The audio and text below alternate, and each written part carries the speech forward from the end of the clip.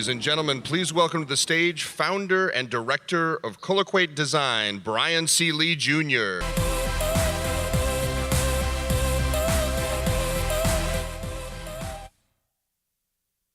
I'll be on. There it is. Perfect. How are we doing this morning? Doing all right? All right, good. Yes, my name is Brian Lee Jr. I am the director and founder of Colloquate Design in New Orleans, Louisiana.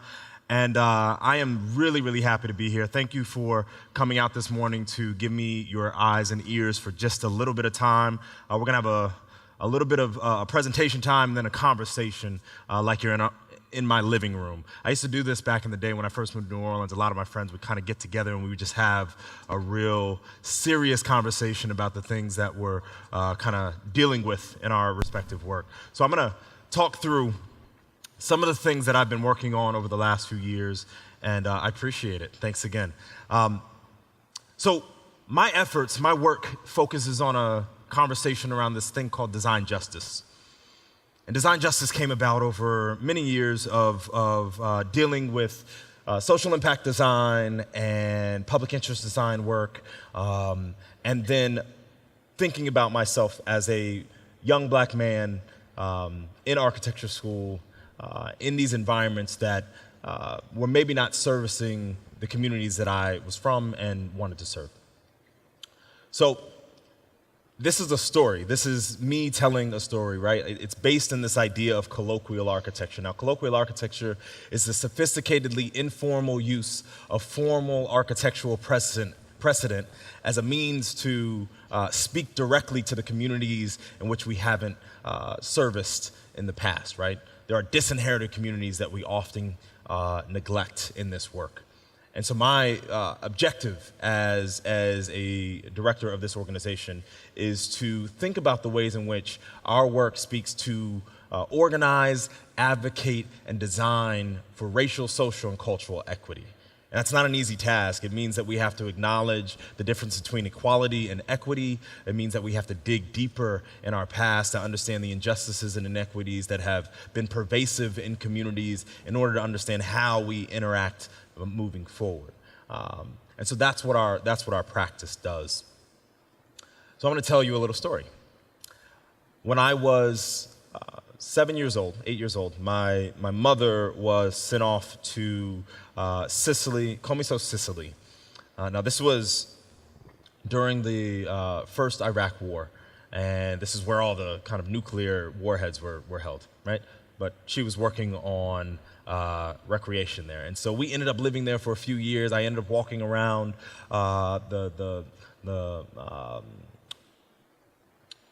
I ended up walking around the city and enjoying the space in ways that I really didn't understand until I moved back to Trenton, New Jersey. And so this second bubble here is my grandmother's house in Trenton, New Jersey, right? And so my grandmother's house was this space where all of the family members we would pack 30, 40 people in this house, run up and down the stairs. And I remember seeing my grandmother walk up and down the stairs and feeling like this house, this old house, this house that she had lived in for such a long time was taking advantage of her. It was hurting her legs every time she walked up and down the stairs. And I remember thinking, I don't want this house. I don't want this space to interact with someone I love so dearly in this way. I want to design something different. I want to do something to help her. My parents said, okay, well, that's architecture. And so you should think about the ways in which you design spaces. And so I started designing houses frantically, right? And so over that time, that kind of put me on the path to looking at being an architect proper. This is my grandmother, the tall woman, right here in the center bubble. So about 7 months ago now, she passed away in Philadelphia.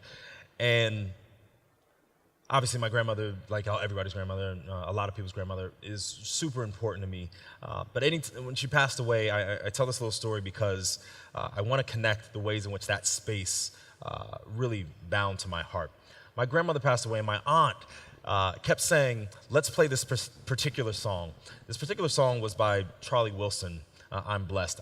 I don't have the best vocals, so I'm not going to sing this song for you. So you're just going to have to look it up, get your Spotify out, and do what you got to do. And so my aunt just incessantly wanted to play this. We're all a little bit down, so, you know, do what you got to do, auntie. They played it during the funeral. We're all just crying. Oh my God. and so after the funeral, I go back to New Orleans and I'm in a meeting about 3 weeks later. And someone has this song on their phone, and it comes on, and I just break down. I'm just, oh my God, I can't with this. And what it meant to me, what it meant to me in that moment, and what I think it means to me still to this day, is that there's an inherent inextricable link between this cultural moment, this social kind of interactive person that was important to my life, and these spaces that created who I am to this day. And this happens so often, right? Whether it's music or a painting or anything else in this world that kind of distills your experience, and that can be in a note, in a keystroke, and the like. And so this is about, I always say architecture is the hardware to the software of life, and art and culture is the user interface. It's the way we understand these complex constructs and put them into a space that we can fully grasp, right? And so that, in a sense, talks about the form, talks about the content, and talks about the context to which we understand those things. So design justice, what does it do? It seeks to eliminate the privilege and power structures that use architecture and design as a means to perpetuate injustice into the world, right? And design, it allows us to then stratify the profession in a way that brings in people who have historically been disinherited from a process that creates our cities, right? The marginalized have always been the mass. And so finding ways in which design speaks to the masses is where we start to find those little wins. And those little wins start to pile up, if only we're on the same page. There's a quote by Whitney M. Young. You'll find this to be true in this particular presentation. My presentation is about 90% quotes and about 10% memes, and that's what you're gonna get. No, it's not that much. But Whitney M. Young, 1968, spoke to this particular issue, talking about my profession in architecture. You are a profession that is most distinguished by your thunderous silence and complete irrelevance. Yeah, I know, right? I say this in a lot of architecture rooms, and they've heard it a lot, but that was nice. That's the reaction I wanted. It is. It's a powerful statement when a profession of 100,000 speaks so softly or doesn't speak at all on issues of injustice or inequity in the work that we do, and specifically when we have such a powerful impact on the world that we're serving. There's another set of quotes that I talk about, one that is directly by James Baldwin, Giovanni's Room, that says, perhaps home is not simply a place, but an irrevocable condition. And I say this because this is the Baldwin test. This is how we kind of understand whether or not we are working with our clients in the right way, and whether or not this is a project that we want to work on. Are we thinking about conditions that are actively seeking equity and justice in the work? It's not simply about the shell. It's not simply about the physicality of the space. It is actually about the forces that create that space and perpetuate that space into the future. The second question that we always ask when we're dealing with clients, when we're dealing with communities, and in community conversations, we can disagree and still work together unless your disagreement is rooted in my oppression, the denial of my humanity, or my right to exist. Right? Yeah, you can clap. It's cool. Yeah, I dig that. Yeah, I'm gonna take that. It's super important because, again, when we're dealing with spaces that have embedded histories to them, if the conversation does not speak to the ways in which we lift oppressions, lift people's humanity, and lift people's right to exist, then we're having the wrong conversations. And it's not a conversation personally my company will be a part of, but we hope that within the larger conversation of design justice, we ask that other people consider these as principles as well. So how does this affect us, right? So how do we look at the system? When we do this, we can talk about individual biases and we can talk about systemic biases, right? Oftentimes, when we talk about prejudice in the built environment, we often think about these interpersonal connections, interpersonal disadvantages. And that's important. It's important to understand the ways in which bias plays out individually. But the ways in which systems work, extend beyond the individual and extend into the community in ways that last in perpetuity in a lot of ways, right? The city is often seeking immortality, and the ways in which the city, the neighborhood, seeks immortality is through the system itself. It's through the pedagogy, the policy, the procedures, the practice that we put in place, the projects, and the people, right? All of these things create a system that we have to interact with in order to make a better space for more people. So we ask that you understand these and you start to see the ways in which these principles can start to impact your work. Because again, as designers, as a designer, my focus tends to be in the practice and project area. And if I'm not careful, I will stay there. And so what we ask is oftentimes for people to think about the ways in which your primary focus goes up and down this continuum, and the ways in which you can play a broader impact on that. So within the design profession, we also have health, safety, and welfare. A lot of times, people don't necessarily understand what the welfare component is. And I find this to be a really, really powerful moment for us to think about the ways in which we already have systems that can be pushed forward even further. The welfare component of HSW speaks to the demonstrably positive emotional and physical response amongst buildings and users, right? Positive emotional response. There's a directionality to it, right? There's a force, right? Force times, or mass times acceleration equals a force, right? There is a direction and a mass to that, and that's what we're asking people to consider. So in this, I'm gonna ask you, and I'm gonna show you a little bit of the ways in which there's a critical path of injustice that has been perpetrated within the built environment over time. And then I'm gonna show you a couple projects that I've worked on that tries to consider these issues. I'm gonna run through these just because we're gonna have a conversation about a lot of this stuff. Again, the black codes were a really important thing after the Emancipation Proclamation. We started to see the extension of slave codes go throughout the South and creep its way up into the North a bit in certain aspects. The other one we talked about is Euclid versus Ambler, which really started to state at the Supreme Court level, what does it mean for cities and states to have rights around police powers for changing zoning requirements in particular areas, whether that's going to project housing after 37 to 41 in New Orleans, Levittown, the kind of segregationist community in New York, SEPTED policies that happened in the 70s and 80s, and then housing and urban development, which has really, we saw in the last 10, 15 years around the housing crisis, the ways in which the Fed actually put a lot of money into affordable housing in ways that were not sustainable over time.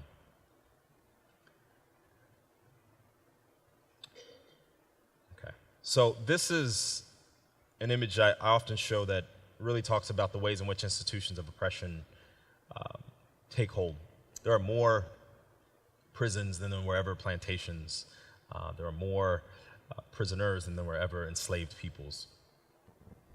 We're creating spaces again, from an architectural standpoint that do not speak to lifting people's humanity, do not speak to lifting oppression off of people, and we've got to be better about those considerations. And when we talk about the ways in which our history tie what's important to particular communities, we've got to acknowledge its totality. This is a series, this is out in Sterling and Baton Rouge on your left-hand side, and Eric Garner in New York.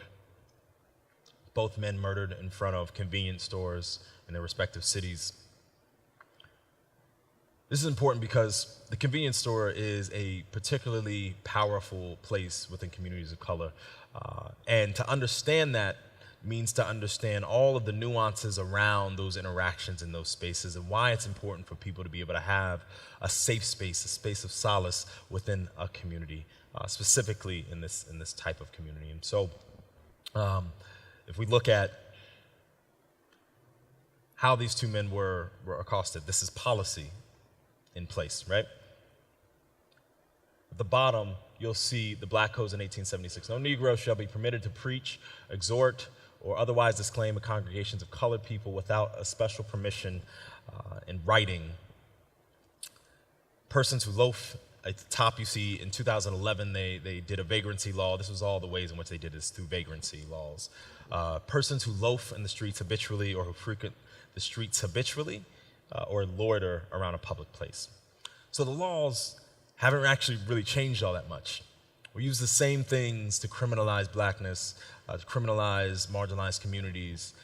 And so we have to understand that all of this is still embedded in who we are. It's still embedded in our policies and procedures in place. We obviously know about redlining, separate but equal. So what I'm going to talk to you about is a few projects to which we consider these things explicitly. So one project that I don't know if you know, we took down a few monuments in New Orleans a few months back, yeah. So, monuments to the Confederacy, monuments to a lost cause, right side of history, wrong side of history. This conversation happened, and so before everything happened in Charlottesville, those same people that were in the streets in Charlottesville were standing in front of Jeff Davis, in front of Robert E. Lee, in our faces in New Orleans with AK-47s pointing directly at us. Like, this is the state that we're looking at in 2017. Now, I did not lead this particular push, but being a part of it was eye-opening in a lot of ways. So at the bottom, you'll see Malcolm Suber, and Angela Kinlaw, and Michael Quest Moore, these three right here. They led this in its most contemporary form, but it extended over 60 years, right? Like, people have been attempting to take down these racist monuments for a very long time, one of which was to the White League, which is essentially the KKK in New Orleans, which overthrew the city government for 7 days and had the National Guard had to come in. And for some reason, they felt like, all right, well, let's throw up a monument to that. All right. So I mean, you know, these are the things that were hoisted as valuable. And really, the critical point here is that we are, you know, I'm a little bit of a nerd. That just happens sometimes. But the idea here is that if you ever watch any time travel movies or TV shows, there's always somebody that's trying to protect the timeline, right? They're trying to protect the timeline from somebody jumping back or this, that, and the other. And what we see here is that people are changing the timeline when they put and exalt and lionize things that had no bearing or were completely false from the narrative of what our cities were or are, right? It doesn't mean that they didn't exist. It means that we honor what actually happened. The Confederacy did not lose. Why are you the highest point in our city? Why are you the person that's standing on the highest point in the city of New Orleans? You didn't win the Confederacy. You didn't win that battle, right? So anyway, we had the conversation during that time. What does it look like for us to challenge those narratives, to tell a full story about what it meant to be Robert E. Lee? We talked about the 197 enslaved people to which he owned, the brutality through which he treated them. And so as we started to see these takedowns happen, we started to see those who were on the wrong side of history and the right side of history. And by the final one, we were jump roping in the streets and having a good time. But that mission doesn't stop in that day, right? It has to keep going. We have to, once that palette is cleared, what does it mean for us to tell the stories, the true history? We've got to acknowledge that, and we've got to root it. And so Paper Monuments came about. So Paper Monuments is a project in New Orleans that is a public history and public art project that combines artists and historians to tell stories that are beyond the stories that are often told, a way for us to kind of acknowledge the people, places, events, and movements that are bigger than individuals, bigger than lionized soldiers, right?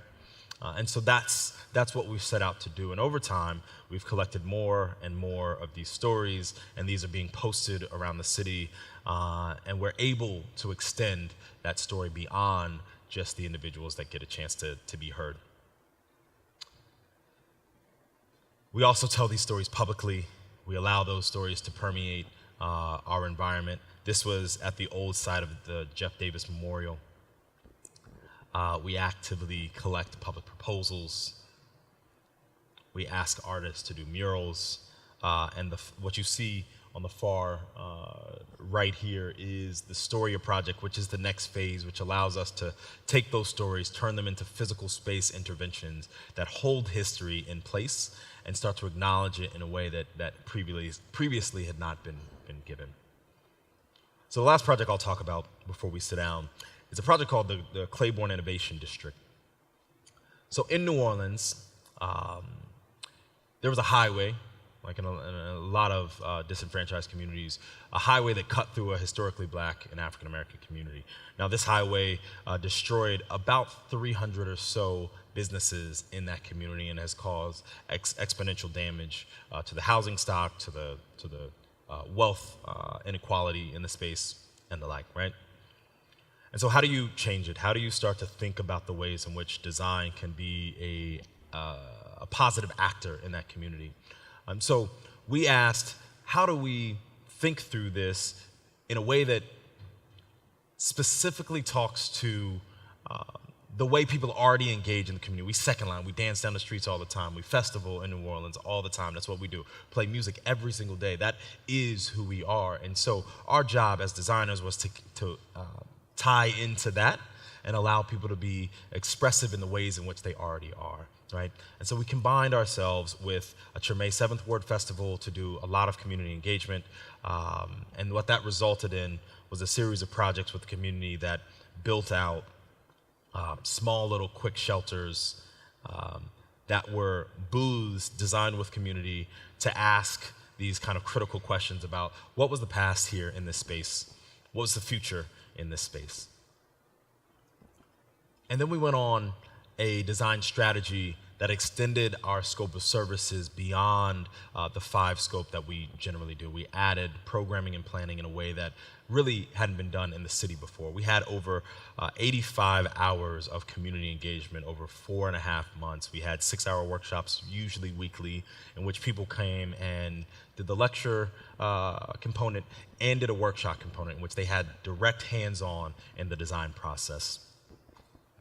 We talked with our elders, we talked with our youth, we talked with our artists, we talked with our business people. They became design advocates for this project, and so this will be the first project that I know of in the country that will hire 16 young, 16 and 24-year-olds that will serve as design advocates. They will be organizers for an actual architectural project, almost like a political campaign, and they will be in the community constantly drumming up support and working on the ways in which the things that people don't support can be derived. Create reports around that, and we get to a design that has some impact, right? And so over the next 18 months, we will be seeing a newly refurbished space underneath the highway in New Orleans that speaks to the cultural, historic, and economic needs of a community that has historically been disinherited from a process. So I want to leave you with one last thing. Again, all of this is about the language we speak to the communities that we are serving, right? There is a lot to it because language is important. The stories we tell are extremely important. The culture that we acknowledge in those spaces is extremely important. And for people of color, for people in general in America, there's a power in the places and spaces where the culture is recognized, where stories are told, and where that language is valued. So that's not just because that is good design, it's because that's justice. So thank you very much. I appreciate it. Thank you again for giving me eyes and ears.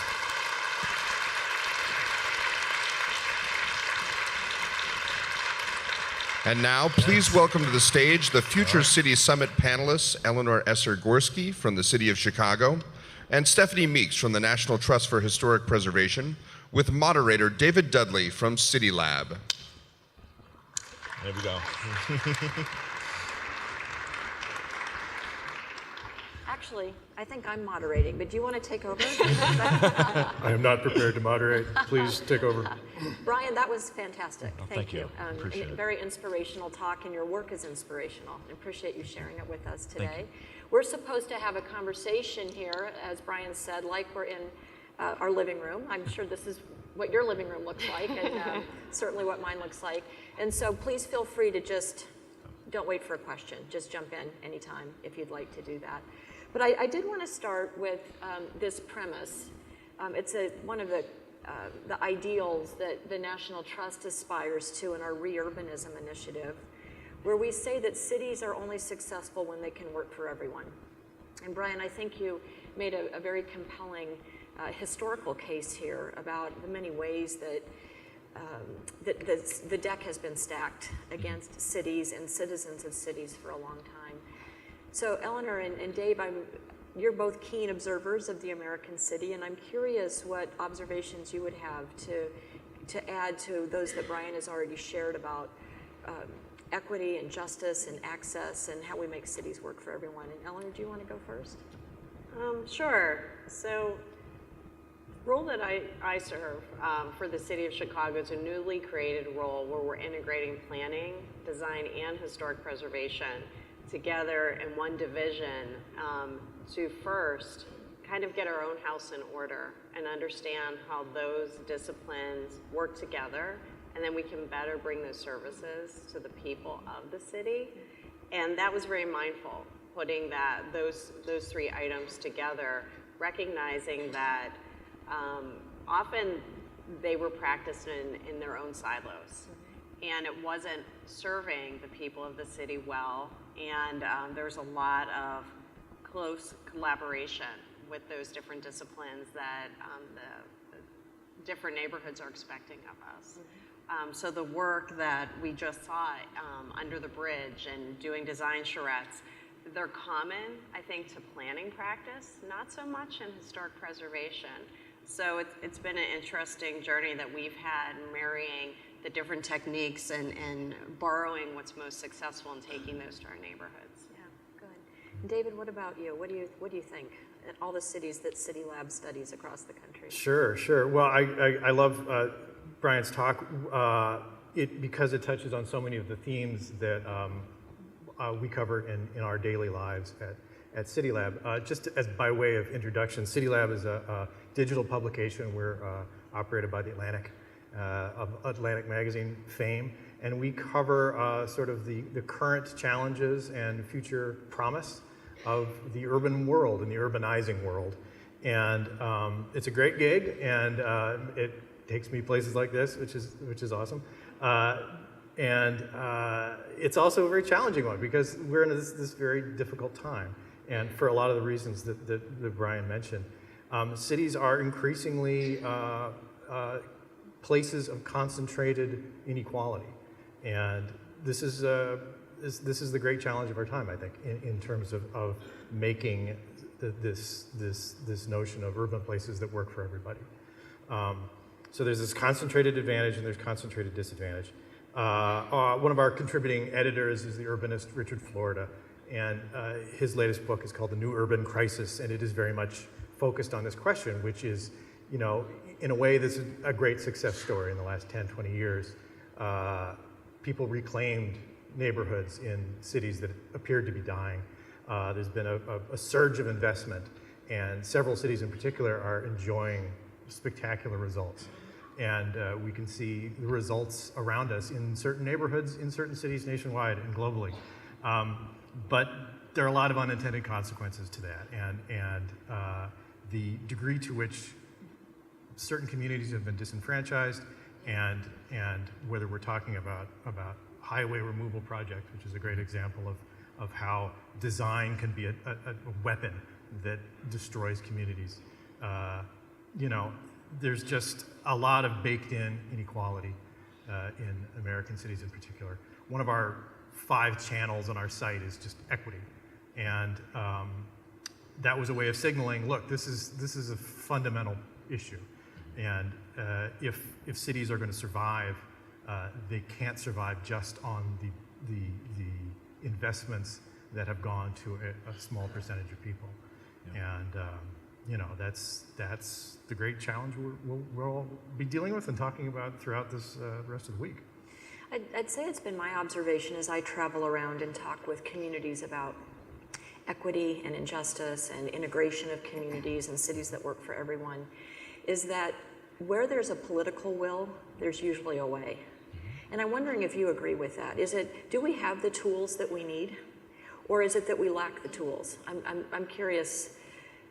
There's certainly some bright spots out there of where what we're talking about, I think, is being done really well, but it's not as widespread as we'd like, and I'm sort of curious why that is.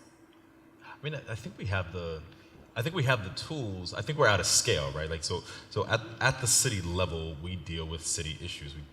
I worked for New Orleans City for a little while, and the policies and procedures and ordinances, all of those things deal with citywide affect. And so the ability to make true impact is really at neighborhood scale, honestly. And so because neighborhoods have those different forces that apply distinctly to them. And so being able to bring in the community members and the forces that actually act on the ground is where we have to be able to get a stronger foothold, or to lift the people who are actually doing it already. The tools are there. We just have to be able to, there's a fork, let's use it. Right? Like, we got to be able to use the right tool. And I think tailor those tools for different neighborhoods and different situations. Not everyone has the same issues or the same problems, and I think that in a city as large as Chicago or even New Orleans, I think that when you look at the city level, you do have a scale that you need to deal with, again, citywide, but then we need to change our mindset to go into individual neighborhoods, and I think it's spending the time and creating the trust with the community members there to really have a fruitful response. And for us, that is how we're starting to tackle this, going into certain targeted neighborhoods strategically, and integrate that with other city agencies, the work that we're doing. Can I add one note real please. quick as well? Like, so I have been fighting fervently around the word gentrification more recently. Like, I really hate the word. I think it's like saying somebody died of old age, right? Like, people don't die of old age anymore. They die of specific processes, death processes. And so if we actually understand how neighborhoods change, we know that people die of different things, or expire, transition, however you want to call it, whatever spiritual level you have, right? They change, but I think neighborhoods do the same thing, and they have a combinatorial set of issues that lead them towards a path of transition, and whether that's policy or people or, there's a bunch of different things. And until we understand what that is, if we just keep throwing the word gentrification at things, you're never going to solve it. You're just going to be like, oh, well, that's gentrification. It happens. That's the natural flow of the world. But it's actually a thing people used to die at 40 years old. Now we can live to 120. But the thing is, if I put gentrification in the headline of a story, everyone clicks on it. That is true. So I need to keep using that word. Yeah, understood. Your other points are well taken, Respect. Well, so let's just stick with this theme for a second, because we obviously in the preservation community bristle at the idea that preservation necessarily equals gentrification, necessarily equals affordability and displacement issues. So I think I love the idea of sort of unpacking that and diagnosing it. I'm curious, David, what, all these people who are interested in gentrification, what's sort of the current state of thinking on that topic? It very much depends on who you're asking, what you're asking. I think you hit on something. It's a very powerful word. It's a very kind of, it's full of signals. Communities and neighborhoods are always in a state of transition. They're always changing. They're growing or they're shrinking. There's no stasis. There's a lot of research about how rare, quote unquote, gentrification actually is in its sort of classical sense of, people being forced or pressured to move out. Anecdotally, however, it's a very, very powerful force. And it really is, it's the idea of gentrification that is so incredibly powerful. In my city, I live in Baltimore, Maryland, which has a host of interesting problems, which are occasionally discussed nationally. Gentrification is an issue that is affected a very small handful of neighborhoods. Most neighborhoods, if you look in the last 10, 20 years, the ones that were sort of struggling got worse. A couple that were on the upswing got way, way better. And the degree to which those handful of neighborhoods sort of change the narrative of the city, because it's very visible when that happens, when suddenly you have 5 craft breweries in a neighborhood that used to just have a diner and a couple of vacant storefronts. So that is so much more powerful than this other story, which is that a whole bunch of neighborhoods that were full of people with jobs and businesses got, markedly worse over a period of 20 years. That happened very quietly, and that is sort of the power of the word. There's no other replacement word for it. We talk a lot about displacement, displacing communities, which is, I don't know if it's better or more accurate or just sort of more neutral, but certainly when you talk to people in neighborhoods that are feeling anxiety about real estate speculators moving in, or there's a rumor of something about to happen and my rent's going to go up. Displacement feels too bloodless a term for that fear. It strikes me that part of the dynamic that we see is the difference between owning and renting and access to capital. And I was wondering, Eleanor, if you could talk a little bit about the Chicago Neighborhood Opportunities Fund and how you think about access to capital as part of the design equation. Yeah, no, I'd be happy to talk about that, but can I add one thought Sure, on of course. gentrification? Yeah. So what I particularly liked in the example that you had about bringing young people in and kind of teaching them to be a design core, I think that in my observation, gentrification is used by communities as a blanket word because they don't know how to articulate in planning terms or design terms how they're feeling. And that's what I love about your example and just creating this, fluency and how to explain what's going on in the community. And we're seeing in Chicago, it's even cultural change that's happening. It doesn't need to be economic. So it's having that discussion with them specifically that we have found important here when that comes up. So the Neighborhood Opportunity Fund. This is a new tool that we've developed in the past year in Chicago that is a fund that basically leverages the amount of development that's happening in downtown Chicago, capitalizing on the great growth that we're seeing right now, and developers desiring additional floor area in the downtown area pay into a fund for that privilege, and that fund is then used for commercial development in our neighborhoods most in need. And by commercial development, that's a blanket for really revitalizing or rehabbing existing buildings. And this is where the National Trust study of our character buildings in Chicago and buildings that are kind of the background buildings really came into play and helped us identify those areas. It's also areas that had a commercial core that were vibrant maybe in the 50s and 60s and have since been depopulated, but they're still served by transit. We've really targeted those investments. In the first year, we had 700 applications. We were only able to award 32, but we're seeing the fund continue to be replenished. So we're hoping to keep this program going forward. Yeah. And I don't know, in New Orleans, are there interesting things happening regarding capital access? So we attempted the very same thing, but actually, so I was at the Arts Council of New Orleans for a while, and what we looked at within the ordinance for our Percent for Art program, which Chicago has a Percent for Art program as well, was to essentially say, any developer who is putting dollars into a particular community would put 40% within their own radius of the building. The other 60 would go into a trust of some sort.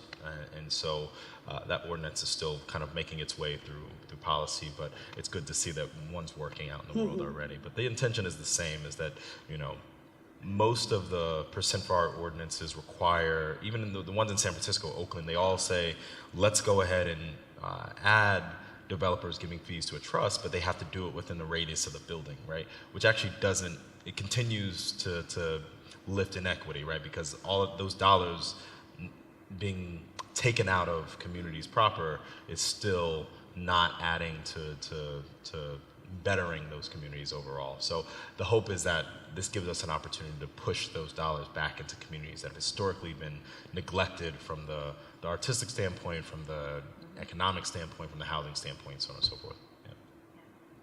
So Brian, you had that wonderful graphic about the design continuum and the different elements of it.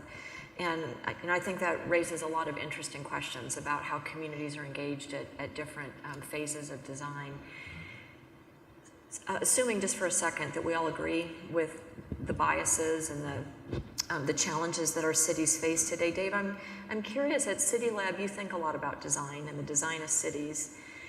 I'm always looking for the examples of who's doing it really well so that we can share those, and I know you're trying to share those as well so that we can inform the design of other cities, and I'm curious where you're finding inspiration these days, what cities you think are doing a good job, and what is it about what they're doing that's particularly effective. Well, this notion that Brian mentioned of making design a positive actor rather than a weapon is something that is a lot of cities are dealing with. The one example that leaps to mind, there are a couple related examples, but so in New York City, the High Line is a great urban success story of our time. If you're not familiar with it, this is a beautiful elevated park, created this magnificent public space full of art throughout a big chunk of the city that was not well accessed. It has been a great success in many ways, but it's also been kind of an intensifier of inequality or a factor in New York City's increasing unaffordability. And the degree to which future cities that are contemplating similar sort of marquee signature projects, whether they're parks or kind of connective projects, is something that has really consumed a lot of folks. So one of the parallels is with in Atlanta, which has a project called the Beltline, which is a 22-mile transit mixed-use pedestrian path corridor encircling the city. Huge project. It's not going to be finished until 2030. Costs billions of dollars. It should be this great amenity for the entire city. It's going to affect all kinds of neighborhoods that need investment. It's going to help people get around, help people get to work, help get cars off the street, all the things that we like to tout in CityLab's cosmology, at least. But it's also raised all these terrors of displacement, which are well-founded. On the section that's been constructed, housing prices have gone way up. Affordable housing has become a real issue. It's now entering, I think it's the east side of the city. Atlantans who are here can correct me. And there's a lot of concern. This is a historically black part of Atlanta, and you know, there's a lot of legitimate fears about housing. What I think the community is doing there is pushing really hard, knowing what is coming, to make it an inclusive project and to mandate whether it's inclusive housing zoning, so that a certain percentage of the projects that are going to be stimulated by this amazing project are going to be set aside for the people who are already living there, so that the people who are living there can actually enjoy this amazing amenity and access it.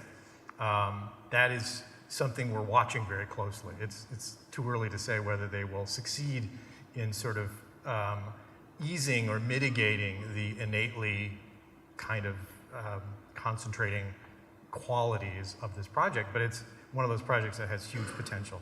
There's a similar one in Los Angeles, the LA River Project, which is going to open up this kind of industrial kind of concrete waterway that had been, you know, historically not something that was seen as a great amenity.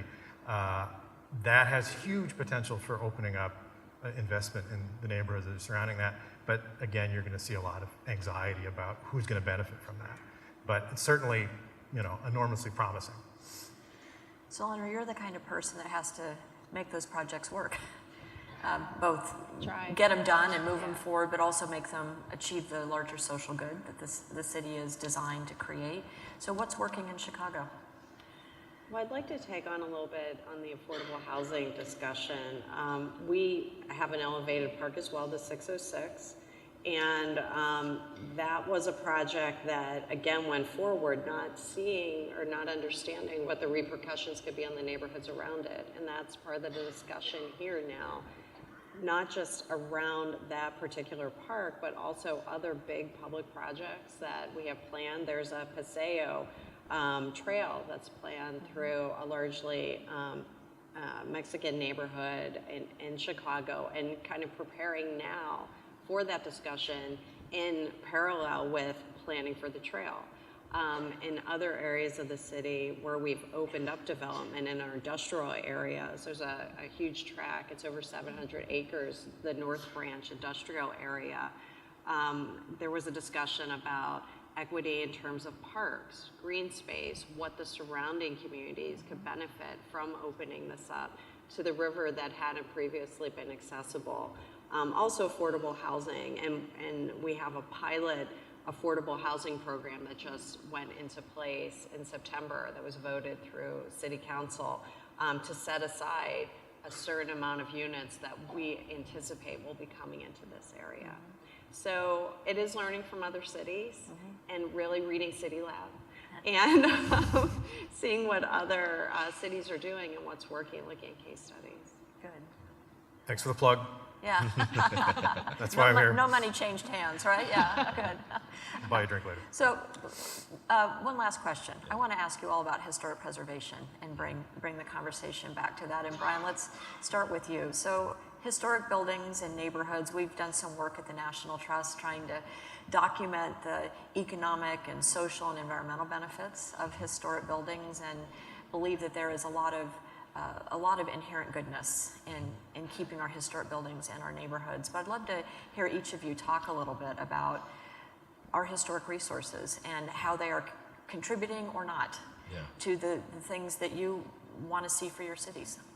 Yeah, I mean, it's absolutely vital to kind of retain a culture and to understand what's valuable in the historic context for all the communities that we're serving, right? I think that's the critical point here, is that there are always multiple sides of history's lens, right? And we want to make sure that that's the case. And so in New Orleans, 80% of our city is historic, right? And so the ability to find value in the building that's dilapidated, but was Straight University, was the start of Dillard University, which is one of the oldest historic African-American colleges, HBCUs in the country, right? Like that place started and was almost destroyed by a highway that cut through it, right? And so the values that we place on that are really, really important. And so I think the building stock in our particular cities that hold these histories and tell these stories allow us to maintain cities that have a soul and have a voice to them. A lot of what we do now, and most of you know this, they're the CBREs of the world, the JLLs, the kind of mass institutional housing complex stuff. They purposefully don't necessarily have a soul. Their purpose is to generate dollars, not to generate culture and the wealth of community, right? And so I think the more we lose that stock, the worse off we are. So yeah, I'm all for it, and I'm all for the ways in which it's integrative into the new spaces that are built, but holding on to the ones that have shaped our city for so long is absolutely vital. So you have a lot of historic buildings in Chicago. How does that make your life more complicated or not? The joke is you can ask any cab driver to take you to the Reliance building and he'll know what you're talking about here in Chicago. So in a way, our job is very easy when it comes to landmarks with a capital L. I think that it's pretty well regarded and recognized. I think where our challenge is going to be is in the neighborhoods and a lot of the histories that are more layered in Chicago. And this is something that we've not tackled before, such as in a neighborhood that's gone through many different changes as different immigrant groups have come through. How do you preserve each one of those layers in a meaningful way and still keep it affordable, keep it a living neighborhood? So I think that's kind of a new direction that we're going to be taking, and hopefully in partnership with our friends at the Park Service, because an important component of what we do here, of course, is meeting the standards, qualifying folks for hopefully the tax credit and certainly the tax freeze to keep those neighborhoods affordable. And I see that as kind of the new frontier here. So. Yeah, there are two things that leap to mind from our perspective in terms of the stories we cover about preservation, which is a big part of our MO. There is no city in America that has enough affordable housing right now. We need to build a lot of apartments, and they're not all going to be pretty, and they're not all going to be, something you're going to want to preserve in 100 years. But that inherent tension between build now and the neighborhoods that are like, please preserve our historic fabric, that's not going away. That's gonna be an enduring source of tension, and it probably always has been. But really, it's an acute issue in places like Seattle, places like San Francisco, which have these very, very severe housing crises, but are also older historic cities that have all sorts of amenities. You see it in Toronto, you see it everywhere. So that's a big topic we are constantly following, and it creates very strange bedfellows. So it's certainly something to monitor. The other thing is that when you're involved with a historic project, who's going to be the beneficiary of it? In Baltimore, where I live, we have a host of beautiful old industrial buildings, old mills that were in a very disinvested part of town, right on the Jones Falls. Chemical-laden cotton duck factories, ignored for the last 30 years. Now they're condos. Now there's a Brazilian restaurant in one of them. It's magnificent. There are no sidewalks to get to them. You are expected to drive there and to have a valet park your car. It's in the middle of the city. These kinds of things are the kinds of projects that, even though it's a magnificent adaptive reuse project, something went wrong there. You can't access that as a pedestrian in your own city. So those are the challenges that I think the preservation community has in terms of being positive actors in an equity conversation.